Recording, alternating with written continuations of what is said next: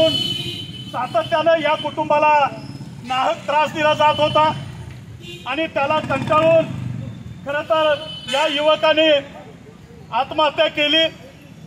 आत्महत्या जी झालेली आहे ती सुद्धा संशयास्पद आहे, याचीही चौकशी केली पाहिजे। प्राथमिक ज्यांनी पाहिलेलं आहे त्यांच्या माहितीनुसार त्या घरामध्ये सहज गळफास घेतला तर पायी जमिनीला टेकतील अशी परिस्थिती आहे।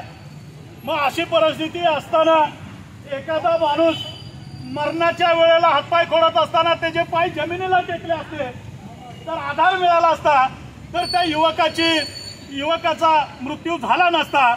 अशी परिस्थिती असताना सुद्धा त्या युवकाचा मृत्यू झालेला आहे। त्यामुळं याही परिस्थितीची चौकशी पोलीस प्रशासनाने अतिशय गंभीरपणे केली पाहिजे की नक्की ती आत्महत्या आहे का अनेक काही त्याच्यामध्ये दडलेला आहे, याचीही चौकशी पोलीस प्रशासनाने केली पाहिजे। 27 तारखेला घटना घडते, 1 तारखेला गुन्हा दाखल होतो, आज 15 तारीख आली तरी सुद्धा एकाही आरोपीला अटक करण्यामध्ये जिल्हा पोलीस प्रशासन यशस्वी झाले नाही। आज दररोज पेपरला पोलीस प्रशासनाचे फोटो आहेत की आम्ही इथं हे पकडलं तिथं ते पकडलं, अशा पद्धतीचे प्रसिद्धी माध्यमाचा वापर जे पोलीस प्रशासन करतोय हे पोलीस प्रशासन एखाद्या गरीब कुटुंबातल्या मुलाची आत्महत्या झाल्यानंतर त्याच्यात सहभागी असणारे जे खाजगी सावकार आहेत यांना अटक करण्यामध्ये मात्र आज जवळजवळ 19-20 दिवस होत आले तरी सुद्धा ते आरोपी घावत नाहीत। मला कळत नाही, सराईत गुन्हेगार ज्या वेळेला असतात त्यावेळेला राज्य सोडून जाऊ शकतात, परंतु हे जे धनदांडगे आरोपी आहेत हे काय राज्य सोडून गेले का देश सोडून गेले हेच मला कळत नाही।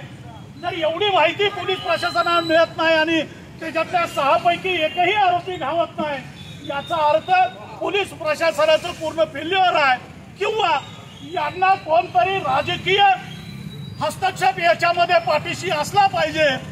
याही गोष्टीची पोलीस प्रशासनाने चौकशी केली पाहिजे आणि जो म्हणून गुन्हेगार आहे त्याला कडक कठोर शासन करण्याच्या संदर्भामध्ये त्यांनी ठोस पावलं उचलली पाहिजेत, कारण मुळातच सातारा जिल्हा सावकारकीच्या पाशामध्ये अडकलेला आहे।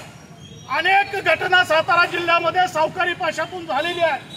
असं असताना दहिवडी प्रशासन DYSP पासून सर्व अधिकारी ह्या आरोपींना अटक करण्यामध्ये अयशस्वी झालेले आहेत। या घटनेचा आम्ही रिपब्लिकन सेनेच्या वतीनं तीव्र शब्दामध्ये निषेध करतो आणि लवकरात लवकर या आरोपींना अटक करावी। जर समजा आरोपीला अटक करण्यामध्ये आणखीन 2-3 दिवस जर गेले तर पावसाची परिस्थिती बघून आम्ही जिल्हा पोलीस प्रमुखांच्या कार्यालयासमोर आणि कलेक्टर ऑफिसच्या कार्यालयासमोर जर आम्ही आंदोलनाला बसलो तर आरोपी अटक होईपर्यंत आम्ही उठणार नाही, याची दखल पोलीस प्रशासनाने घेतली पाहिजे आणि लवकरात लवकर हे आरोपी अटक केले पाहिजेत। आम्ही आता तहसीलदार साहेबांना शासनाचा प्रतिनिधी म्हणून तहसीलदार साहेबांना आम्ही निवेदन देणार आहे आणि त्यांना विनंती करणार आहे की तुम्ही आमच्या सर्व कार्यकर्त्यांच्या भावना या मुख्यमंत्र्यांच्या पर्यंत आणि जिल्ह्याचे जे प्रमुख आहेत SP आणि कलेक्टर साहेब यांना ही भूमिका सांगितली पाहिजे, कारण गेल्या 8 दिवस सातत्यानं वडूज पोलीस स्टेशनची जिल्ह्यातल्या सगळ्या संघटना आरोपींना अटक करा अशी मागणी करत असताना निवेदन देत असताना सुद्धा जर पोलीस प्रशासन शांत राहण्याची भूमिका घेत असेल तर ही बाब गरीब सर्वसामान्य कुटुंबाच्या दृष्टीनं अतिशय अडचणीची आहे। गरीबाला न्याय मिळणार का नाही ही भावना सर्वसामान्य जनतेमध्ये होऊ लागलेली आहे। ही भावना आणि सर्वसामान्य जनतेला सुरक्षा पुरवायची असेल तर जे कोण आरोपी असतील त्यांना पाठीशी न घालता तात्काळ अटक केली पाहिजे, त्यांच्यावर कठोर कारवाई केली पाहिजे। त्याचबरोबर त्यांच्यावर सामूहिक संघटित गुन्हेगारीचा मोक्कांतर्गत गुन्हा सुद्धा दाखल केला पाहिजे अशी मागणी आम्ही रिपब्लिकन सेनेच्या वतीनं आज कोरेगाव तहसीलदार कार्यालयासमोर करत आहोत। याची दखल संबंधित प्रशासनाने घ्यावी।